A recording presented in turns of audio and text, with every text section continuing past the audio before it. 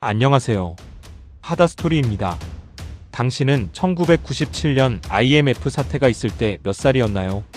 직접 경험을 해보셨을 수도 있고 공부하는 학생으로 뉴스로만 접하셨을 수도 있겠네요. 그래도 우리의 부모님들은 대부분 다 경험을 하셨을 겁니다.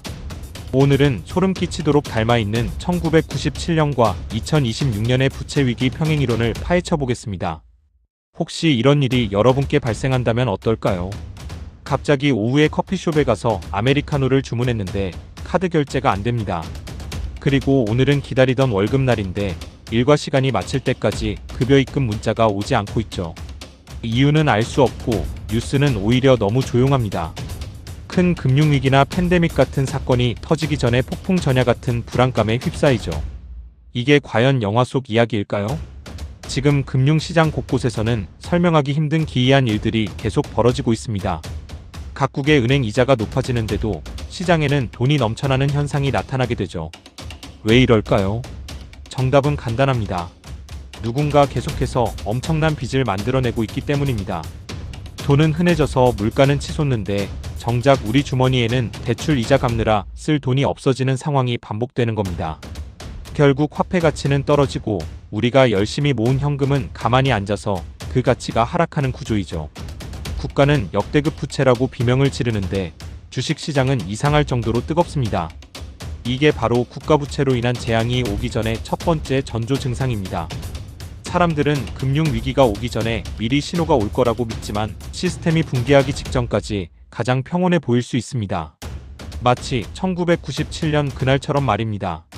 오늘은 30년의 세월을 뛰어넘어 소름 끼치도록 닮아있는 1997년과 2026년의 부채위기 평행이론을 파헤쳐보겠습니다.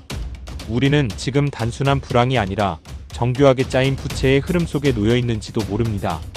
당신은 정말 안전하다고 믿고 있나요? 지금부터 제가 보여드릴 데이터는 단순한 우연이 아닙니다. 경제의 거대한 톱니바퀴가 맞물려 돌아가기 시작한 이 평행이론의 실체. 그 첫 번째 문을 열어보겠습니다.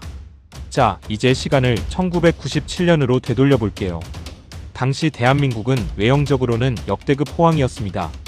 압구정동에는 오렌지족이 넘쳐나고 사람들은 해외여행을 다니며 선진국이 되었다고 기뻐했죠. 하지만 그 화려함 뒤에는 기업들이 큰 빚을 내서 회사의 규모만 키우는 위험한 게임이 진행 중이었죠. 당시 기업들의 부채 비율은 평균 400%를 넘겼습니다. 내 돈이 1,000만 원밖에 없는데 4천만 원을 대출받아서 사업을 한 셈이죠. 그때는 담보만 확실하다면 이런 대출이 가능한 시대였습니다. 근데 이게 얼마나 위험한지 아시나요? 어떤 세계적인 이슈로 이자가 조금만 올라도 바로 망할 수 있는 구조였다는 것입니다. 그런데 당시 한국의 금융기관들은 해외에서 짧게 빌려와서 국내 기업에 길게 빌려주는 위험한 구조를 반복하고 있었죠. 근데 소름 돋는 건 지금 우리가 마주한 2026년의 지표가 그때와 너무 비슷하다는 겁니다. 다만 주체만 바뀌었을 뿐이죠. 그때는 기업이 빚의 주인공이었다면 지금은 가계와 부동산 PF 대출이 그 자리를 대신합니다. 2026년 현재 우리나라 가계 부채는 GDP 대비 100%를 훌쩍 넘긴 상태입니다. 국가 전체가 1년 내내 번 돈보다 국민 개개인이 짊어진 빚이 더 많다는 소리이죠. 그렇다면 실제로 지금 전 세계에서 부채 문제가 가장 심각한 곳은 어디일까요? 우선 절대적인 금액으로 보면 세계 최대의 경제대국인 미국이 1위입니다. 2024년 기준 글로벌 공공부채가 100조 달러를 돌파했는데 그중 상당수가 미국의 국채입니다. 미국은 빚을 갚기 위해 또 다른 빚을 내는 어려운 상황에 놓여 있죠. 하지만 우리 입장에서 더 체감되는 데이터는 따로 있습니다. 바로 국민 개개인이 짊어진 빚인 가계부채 리스크입니다. 대한민국은 GDP 대비 가계부채 비율이 세계 최고 수준에 도달해 있습니다. 여기에 130조 원이 넘는 부동산 PF 대출 연체율까지 급등하며 경제 시스템에 빨간불이 켜졌습니다. 부채의 규모로는 미국이, 부채의 위험도로는 한국이 전 세계 1위를 차지하고 있습니다.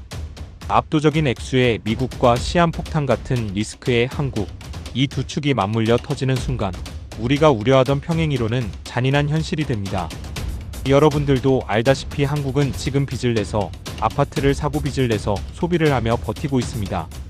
현재 대한민국에서 아파트를 사기 위해 은행에서 20년, 30년짜리 대출을 받고 있죠. 우리는 이것을 주택담보대출이라 부르며 지극히 당연하게 받아들입니다. 하지만 냉정하게 분석해보면 이것은 내 소득의 수십 년치를 미리 가불해서 부동산이라는 자산에 묶어두는 거대한 부채의 덫입니다. 아직 벌지도 않은 미래의 월급을 30년 뒤까지 미리 당겨서 집주인과 은행에 나눠주고 있는 셈이죠. 과거 1997년에는 기업들이 빚을 내어 몸집을 불리는 위험한 게임을 했다면 2026년 지금은 평범한 여러분들이 아파트를 사기 위해서 그 위험한 게임을 대신하고 있습니다. 대한민국은 현재 나라가 1년 내내 번 돈보다 국민 개개인이 짊어진 빚이 더 많은 GDP 대비 가계부채 세계 최고 수준의 리스크를 안고 있다는 것입니다. 여기에 130조 원이 넘는 부동산 PF 대출 부실까지 겹치며 우리가 안전하다고 믿었던 아파트 중심의 자산 구조에 빨간불이 켜진 상태입니다. 부채의 규모가 압도적인 미국이 전 세계 부채의 왕이라면 대한민국은 가계와 부동산이라는 시한폭탄을 안고 있는 리스크의 왕이라 할 수 있습니다. 금리가 오르는 시기에도 여전히 수십 년짜리 대출에 인생을 걸고 있는 지금의 시스템, 과연 이것이 우리를 지켜주는 울타리일까요? 아니면 우리를 가두는 덫일까요? 여기서부터가 진짜입니다. 기억을 하시나요? 1997년 1월 한보철강이 부도났을 때 사람들은 대수롭지 않게 넘겼었죠. 설마 나라가 망하겠냐며 웃어넘겼던 그 안일함이 결국 국가부도로 이어졌었죠. 그런데 지금 저축은행과 건설사들 사이에서 터져나오는 PF 부실 소식들이 어디서 본 것 같지 않나요? 실제로 최근 집계된 부동산 PF 대출 잔액은 이미 위험 수위를 넘어서고 있습니다. 이건 단순한 뉴스가 아니라 30년 전 한보철강 부도 사태의 2026년 버전과 동일하다는 것입니다.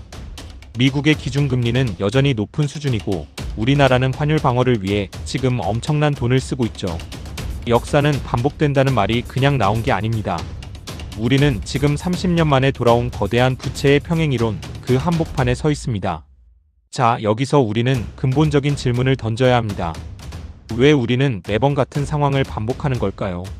단순히 사람들의 욕심 때문이 아닙니다. 그 이유는 바로 경제 시스템 자체가 빚이 없으면 돌아가지 않게 설계되어 있기 때문이죠. 이 세상의 모든 돈은 누군가의 빚으로 태어나고 있습니다. 다음과 같이 가정을 해보겠습니다. 태평양 한가운데 섬이 하나 있고 그 섬에는 모든 돈을 다 합쳐도 딱 1,000원만 있다고 가정할게요.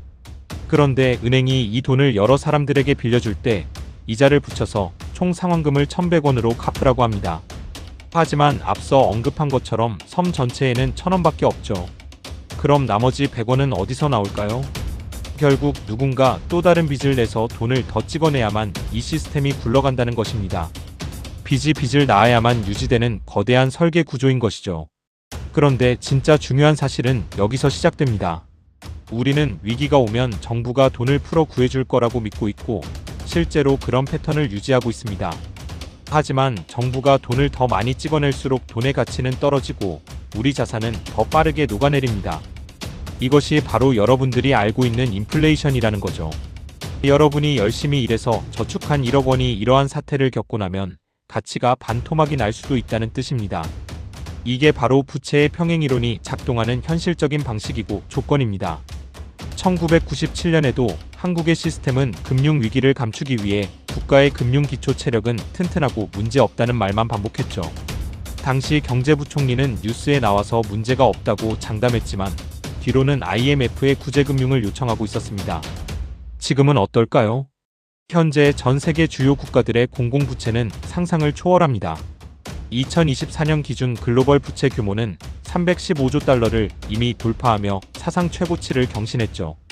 나라가 빚을 갚기 위해 또 다른 빚을 내는 악순환이 오래전부터 이미 한계점을 도달했다는 뜻입니다. 경제학적으로 볼 때 위기는 오류가 아니라 비정상적으로 커진 부채를 정리하는 청산 과정일 수 있습니다. 우리는 위기가 터지면 운이 나빴다고만 생각하지만 사실 그 이면에는 거대한 경제적 흐름이 선행되어 있습니다. 1997년 IMF 사태 당시 한국의 우량 기업들이 아주 낮은 가격에 해외 자본으로 넘어갔다는 사실을 기억하시나요? 자본주의의 냉혹한 원리에 따라 준비되지 않은 자산은 주인이 바뀌게 됩니다. 또한 우리는 화폐의 디지털 전환이라는 큰 변화 앞에 서 있습니다. 현금 사용이 줄어든 대신 모든 거래가 기록되는 디지털 화폐의 시대가 오고 있죠. 이는 경제를 더 투명하게 관리하기 위한 대안으로 현재 제시되고 있습니다. 하지만 이는 우리가 가진 자산의 형태가 종이에서 데이터로 완전히 바뀐다는 것을 의미합니다. 과연 우리가 겪는 이 진통이 단순한 재난일까요? 아니면 새로운 경제 질서로 나아가기 위한 과정일까요? 우리가 평행이론이라고 부르는 이 현상은 경제 시스템이 한계에 다다를 때마다 반복되는 재설정 과정일지도 모릅니다. 1997년에도 사람들은 국가가 모든 것을 해결해 줄 거라 믿고 금 모으기 운동을 하면서 단합해서 버텼죠. 하지만 우리는 그 희생이 어떤 결과를 낳았는지 반드시 기억해야 합니다. 지금 2026년의 부채 위기도 마찬가지입니다. 우리는 또다시 선택의 기로에 서 있습니다.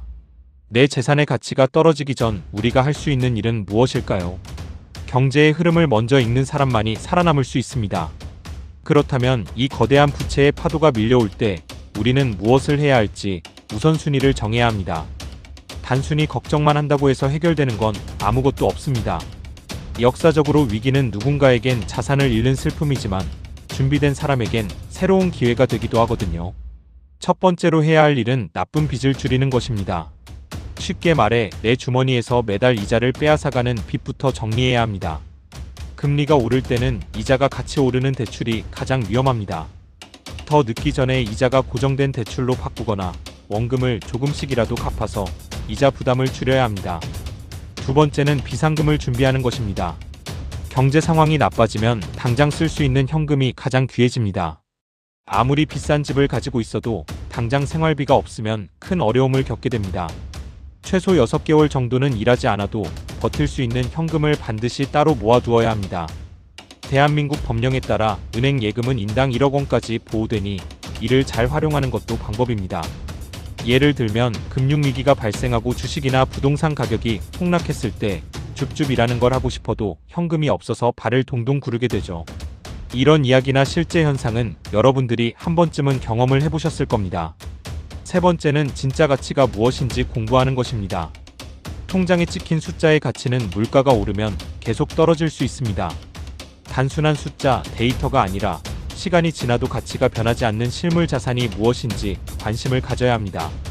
1997년에도 결국 위기를 이겨낸 사람들은 진짜 가치가 있는 것이 무엇인지 알고 미리 준비한 사람들이었습니다. 통장에 찍힌 숫자는 물가가 오르면 가치가 녹아내리지만 진짜 물건의 가치는 변하지 않습니다. 국가가 마음껏 찍어낼 수 없는 금 위기 때 전 세계가 찾는 안전한 달러, 그리고 사람들이 항상 줄 서는 핵심지인 땅이 대표적입니다. 마지막으로 가장 중요한 것은 냉정한 마음을 갖는 것입니다. 위기가 오면 많은 사람이 겁을 먹고 서둘러 자산을 팔아치우곤 합니다. 남들이 우르르 몰려갈 때 휩쓸리지 않고 상황을 차분하게 바라볼 수 있는 시각과 지혜를 길러야 합니다. 준비된 사람에게 위기는 재앙이 아니라 더 나은 투자의 기회와 미래를 만들 수 있는 기회이기 때문입니다. 역사는 반복되지만 그 결과는 위기를 준비하는 방법이나 사고방식에 따라 완전히 달라집니다. 여러분은 위기 앞에 막막해하는 구경꾼이 되시겠습니까? 아니면 미리 준비해서 기회를 잡는 주인공이 되시겠습니까? 오늘 이 이야기가 제 채널의 목적처럼 여러분들이 거대한 돈의 흐름을 추적하고 그 이면의 권력 구조를 분석할 수 있는 사고를 가지시는데 작은 도움이 되었으면 좋겠습니다. 그리고 나아가 소중한 자산을 지키고 확장할 수 있는 시작이 되길 바랍니다. 다음 영상에서 더 유익한 정보로 찾아뵙겠습니다. 긴 시간 시청해주셔서 감사합니다.